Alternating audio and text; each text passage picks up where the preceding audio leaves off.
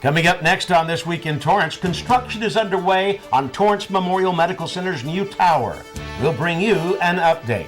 And a unique support group helps its members keep the pounds off. We'll reveal some of their top secret tips. Then Oktoberfest is here. We'll show you why the annual celebration is about more than just bratwurst and beer. Plus, unusual pets wear their Sunday best to a special celebration. These stories and much more just seconds away. Your local news starts right now.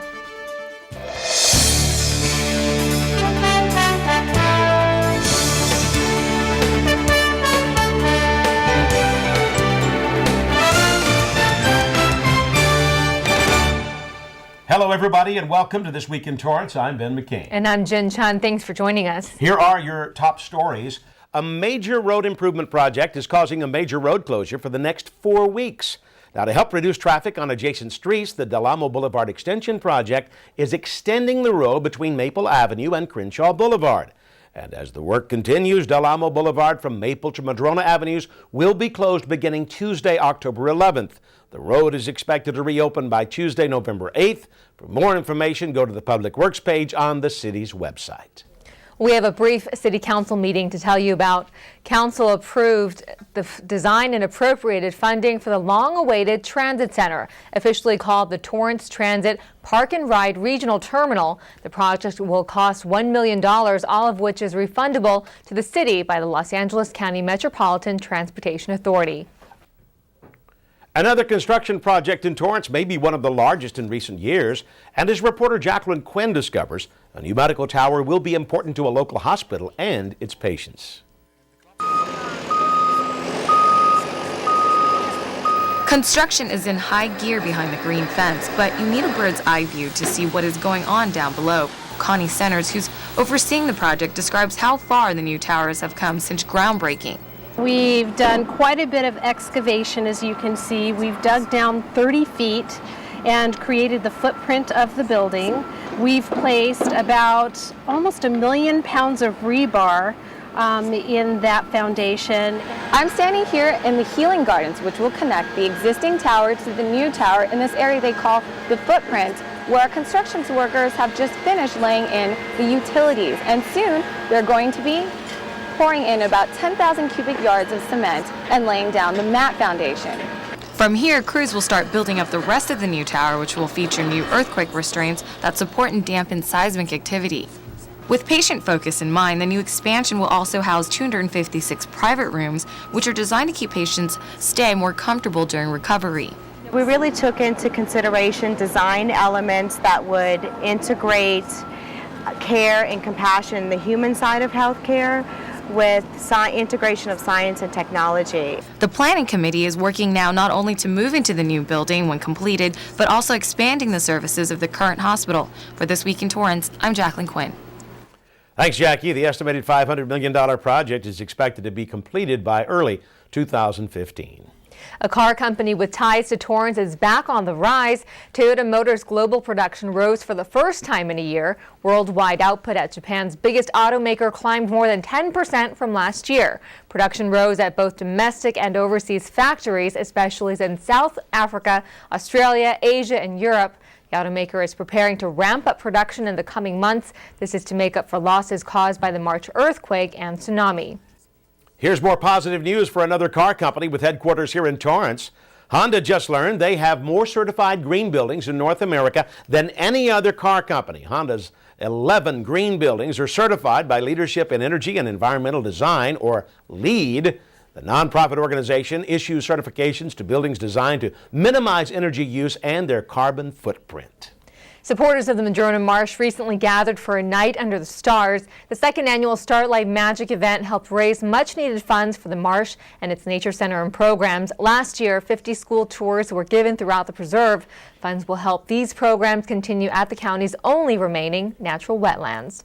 Well, up next, we'll tell you why a Torrance council member was honored at El Camino College. Plus, these losers share some of the secrets behind their weight loss.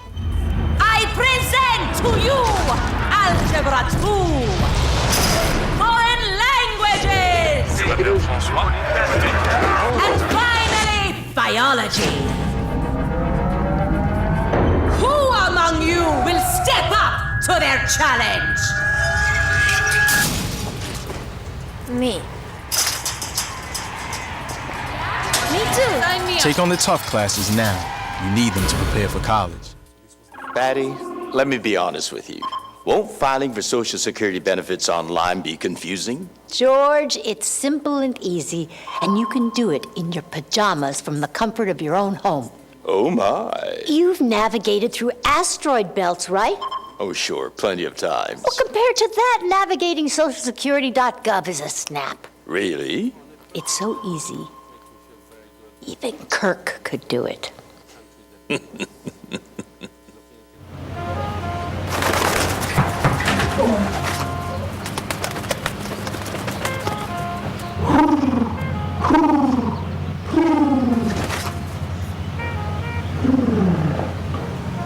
Be free. Nice, Dad. Nice, Dad. Nice, Dad. Charles! Nice, Dad. You don't have to be perfect to be a perfect parent. There are thousands of siblings in foster care who'll take you just as you are. El Camino College recently honored their distinguished alumni. CitiCABLE 3's Jacqueline Quinn reports on how higher learning has shaped the lives of these honorees. El Camino College gave accolades to their alumni who've used their education to become successful leaders in the fields of education, medicine, politics, and arts. Torrance Councilmember Pat Fury is just one example of this kind of success. He got his AA here, and it moved on, and later a legal, degree, and now he's a city councilman. And our whole family reaped the benefits of that. Councilmember Fury actually moved from South Philly to here in the South Bay. After a career in the Army and as a police officer, he acknowledges he couldn't have moved up further if he didn't attend El Camino College. I was raised in a blue-collar family, in a blue-collar neighborhood of South Philadelphia. The idea of going to college was never there. This was the platform I needed. But studying didn't come to him right away, and that's why he said it was important to finish college. I learned how to study. I learned how important education was, and it allowed me to further my education, wind up with a law degree. Who would have thought that? I mean, when I go back east and I see my friends and my relatives back there, they're still kind of shocked that I did that. Today, with less state funding going towards education, ECC, like many other colleges, has had to reduce the number of classes offered. Fury says this has to change in order for students to continue becoming successful. I'm really troubled by the state of our budget in the state of California and what it does to education. I think the greatest thing about a community college is that it's affordable and that they have the classes. When I came on campus, I could pick a class I wanted, and I got the class I wanted. And now the poor kids are waiting in line to get a class, and they can't get in there. And if things don't change, the school's 25,000 students who have the highest rate of transfers to UCLA could suffer. Fury called on others in the community to remember that children are the future. Education is what everything is. People come to the South Bay because they have the opportunity for an education. That's the reason I came here. That's what I got when I came here, and I'm so proud of it. Distinguished alumni have been recognized since 1997, but this year's event is expected to mark the first of an annual event. For CitiCABLE 3, I'm Jacqueline Quinn.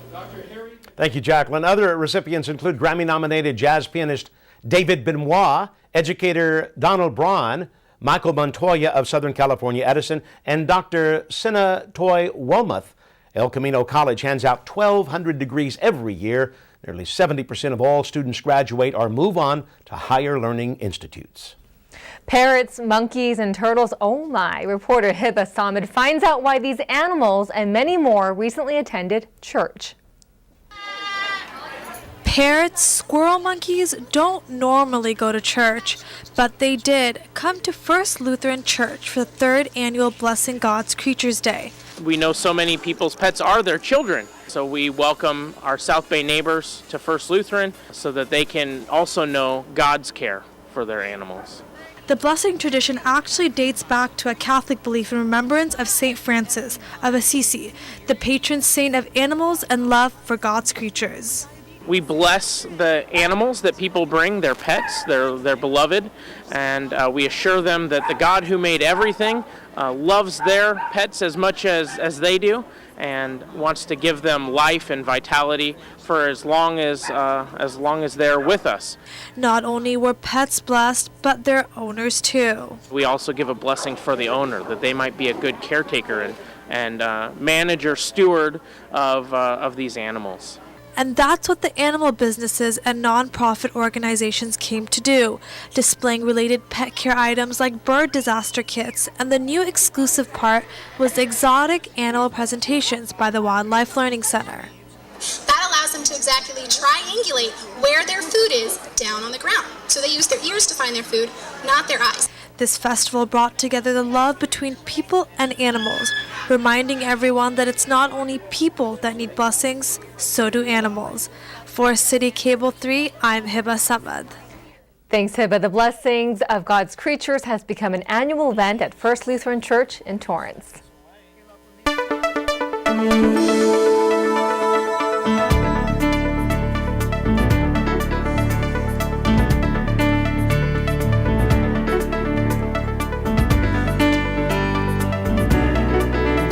Most of us dread getting on the scale every week, but a local group says that's one of the keys to their successful weight loss. Reporter Shantae Passmore finds out what makes these losers tops. Only one thing brings these people here week after week, and that's to lose weight. Yes, I tried all kinds of little fad diets, and none of them worked. So my mother had belonged to TOPS, and I thought, well, I'll give TOPS a try. TOPS stands for Taking Off Pounds Sensibly. This international weight loss club started in 1948, and for an annual membership of $26, Gloria Bunyard receives the support she needs. This includes information for eating healthier and the TOPS News magazine. Rallies and recognition events are held often, and because of that, friendships do form. Since joining the club 41 years ago, Bunyard says this camaraderie helps her keep a COPS rating. It's when you reach your goal and keep it off, then you become a COPS, which is keep off pounds sensibly. The club doesn't endorse a food product line or follow the latest diet trend. For them, it's about getting back to the basics. This means eating more balanced meals and exercising often. And every week, a club member is responsible for giving a presentation. Topics range from salt consumption to cooking healthier. And because of this format, Tony Jondalia has been a COPS member for 10 years. He's lost nearly 45 pounds. Well, like I say, it wasn't a lot at one time, a pound, half pound, a quarter of a pound. For the area, I was king that year, and also we had one of the ladies was queen that year. We lost the most weight in this club. Jondalia and the rest are required to have weekly private weigh-ins. Successful losers say getting on this scale every week is what keeps them motivated in taking off the pounds. I mean, a lot of us will come in and we'll have a gain and we don't think we deserve a gain. Oh, I didn't do this and I didn't do that. Because the scale doesn't lie. You've done something wrong. Dorothy Fournier knows this firsthand as she's trying once again to lose that unwanted weight. And with the group's support, she's staying determined to beat the weight scale. They're very active in this about calling, helping out someone that's having a problem and they want to quit. A lot of times when they start gaining the weight, you want to leave, So somebody contacts them, calls them, don't give up, come back. Nobody ever puts you down if you come in with a gain. They'll say, you'll do better next week. They encourage you. And this same encouragement is the reason why Bunyard comes to the meeting still, even though she met her goal weight. She says just because she's been a COPS rating for years doesn't mean the battle is won. You've just begun, really, because it becomes a struggle. I've been struggling lately, and but there's something inside of me that just keeps me coming. For This Week in Torrance, I'm Shantae Passmore. Thanks, Shantae. To learn more about TOPS and their South Bay chapters, go online to tops.org. Still ahead, we'll tell you why October is the perfect time for this celebration. I hope you find a home. I hope you find a home. Hey, maybe you'll be picked next. Maybe you'll be picked next. We've been caged together too long. We've been caged together too long. How come nobody ever picks me? Maybe they're looking for somebody different. Pick me. Well, the shelter's closing up for another day. We didn't get picked. I know. Tomorrow. Guaranteed.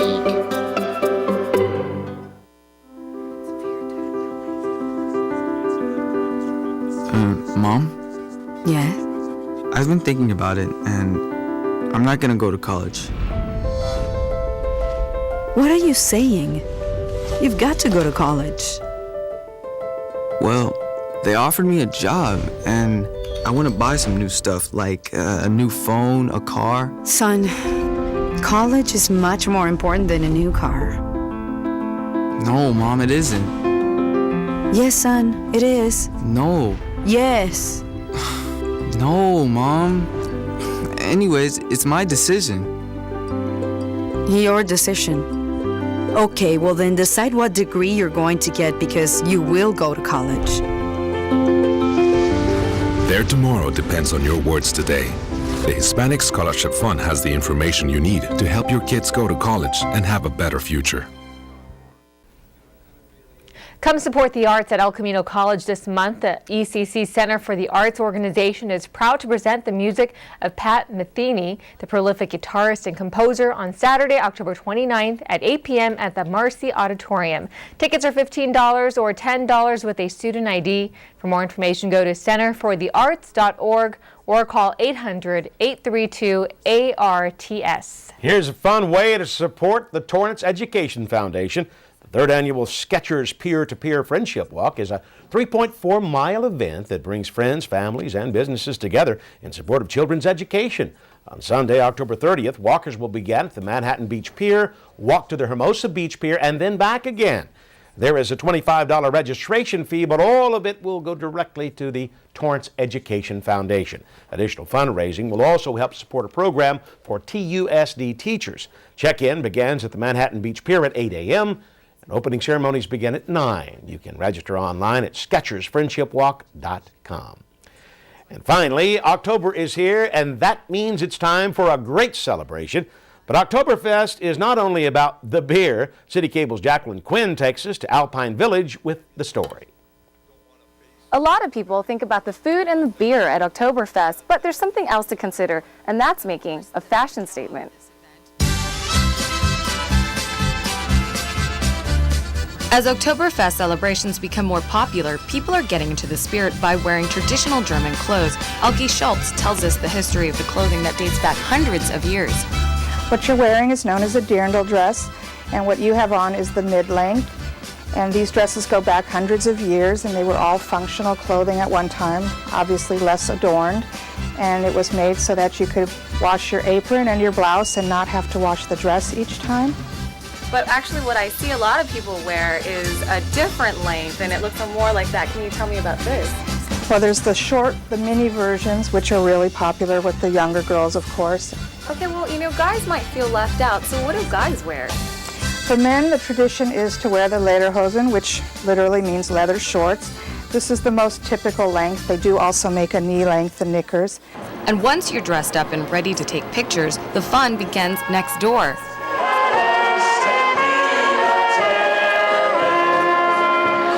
Oh, little lederhosen. You gotta have your lederhosen. These are my summer lederhosen.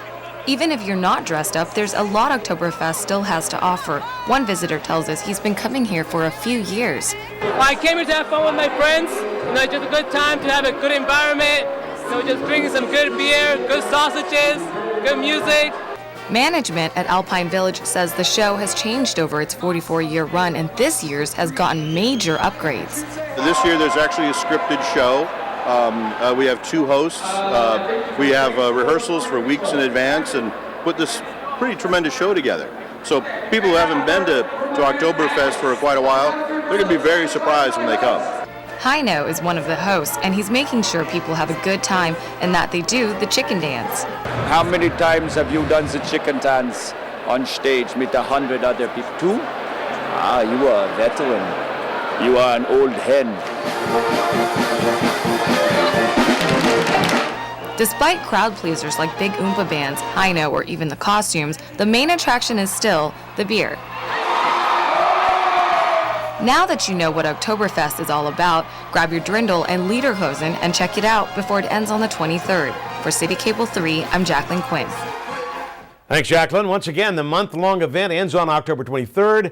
The celebration is held on Fridays and Saturdays, and on Sundays, the entertainment is geared more for the families. Each year, nearly 66,000 visitors celebrate Oktoberfest at Alpine Village. For more information, go to alpinevillagecenter.com. And that's going to do it for us on This Week in Torrance. I'm Ben McCain. And I'm Jin Chun. If you've missed any portion of our show, you can catch us again at 11 a.m. and 6 p.m. Thanks for joining us, and we'll see you next time.